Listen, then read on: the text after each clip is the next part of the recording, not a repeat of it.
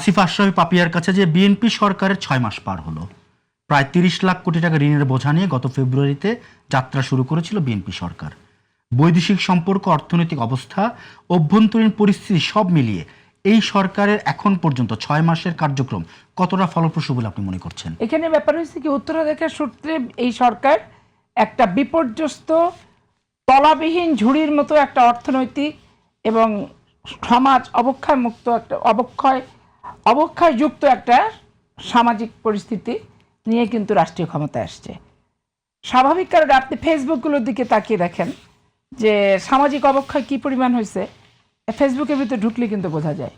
তাহলে এই যে একটা সামাজিক অবক্ষয় স্বাধীনতার নামে যে ব্যক্তি স্বাধীনতা ভোগ করব, আমি ব্যক্তির যা ইচ্ছা তাই বলার ব্যাপার, কিন্তু আমার বলতে গেলে আমি একটা কথা যে বলবো, রাষ্ট্রের যে কোনো পর্যায়ের নাগরিক হোক তার দায়িত্বশীলতার পরিচয়টা হচ্ছে প্রথম।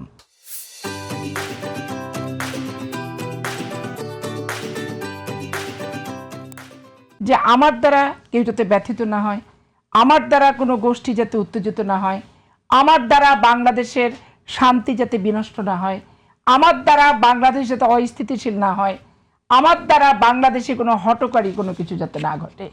এইটি হচ্ছে একটা যে কোনো ব্যক্তি, সেটা যে শ্রেণীর ব্যক্তি হোক, মানে রিক্সা চালক হোক, দিনমজুর হোক, বাসায় কাজ করে সেই কর্মী হোক, উচ্চশিক্ষিত হোক, মধ্যবিত্ত হোক, যেটাই হোক, নাগরিক হিসেবে প্রথম শিক্ষা, শিষ্টাচার, এই দায়িত্বটা হচ্ছে আমাদের প্রত্যেকেরই। এখন সেইখানে আপনার এই যে গ্যাসের কথা আপনি বলেন, 15 বছর আওয়ামী লীগ ভারতের সাথে এত বন্ধুত্বালি করছে, সবচেয়ে বড় বড় গ্যাস ইয়েগুলো তাদেরকে দিচ্ছে, রেন্টাল বিদ্যুৎ সব আওয়ামী লীগের নেতারাই নিছে উৎপাদন করার ক্ষেত্রে, এবং সেখানে টাকাগুলো তারা নিয়ে নিছে রেন্টাল বিদ্যুতের নামে, উৎপাদন কিচ্ছু হয় নাই, সব অকেজো হয়ে পড়ে আছে। তারপরেও দেখেন 15 বছর আবাসন শিল্পে এবং নতুন যে শিল্পগুলো তৈরি হয়েছে 15 বছরে, কোনোটাই কিন্তু গ্যাস সংযোগ কিন্তু পাই নাই। আমরা বাসা বাড়িতে কিন্তু সিলিন্ডার গ্যাস ইউজ করি, এবং এই গ্যাস সংকট আজ থেকে 30 বছর আগে যখন একটা ম্যাচের কাঠিকে অনেক গুরুত্বপূর্ণ, গৃহস্থালীর মা বোনেরা মনে করতো যে ম্যাচের কাঠি পোড়াবো না, গ্যাস জ্বালায় রাখবো, এবং বর্ষাকালে ওই রান্নাঘরে হচ্ছে কাপড় দিয়ে রাখতো। আমি ঢাকা শহরে অনেককে দেখছি, এবং আমি তখন বলছিলাম যে এইটা যে এত অপব্যয় করছে, না আজ হোক কাল হোক পাপে প্রায়শ্চিত্ত করতে হবে। তো আজকে দেখেন কোনো কূপ খনন নাই, কোনো কিছু নাই।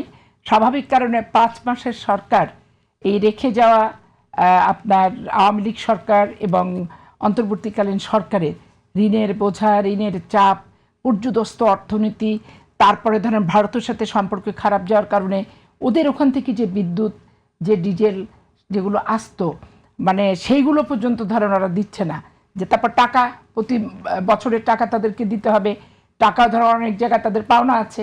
এই সব মিলায় মিশায় আর যখনই দেখবেন যে অর্থনৈতিকভাবে পর্যুদস্ত, তখনই কিন্তু সামাজিক অবক্ষয়টা আরও ব্যাপক আকার ধারণ করে, এবং মানুষের চাহিদা পূরণ করা না করা নিয়ে তখন প্রশ্ন দেখা দিয়ে দেয়।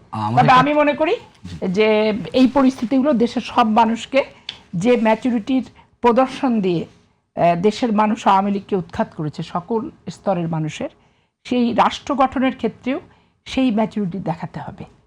ভারতের সাথে সম্পর্ক রাখবো না, প্রতিবেশীকে তালাক দিব, আবার গ্যাস, পানি, বিদ্যুৎ যেগুলো আওয়ামী লীগ সরকার ভারতকে লিজ দিয়ে গেছে, ওগুলো পাওয়ার আশা করলে তো ডাবল স্ট্যান্ডার্ড হয়ে যাবে।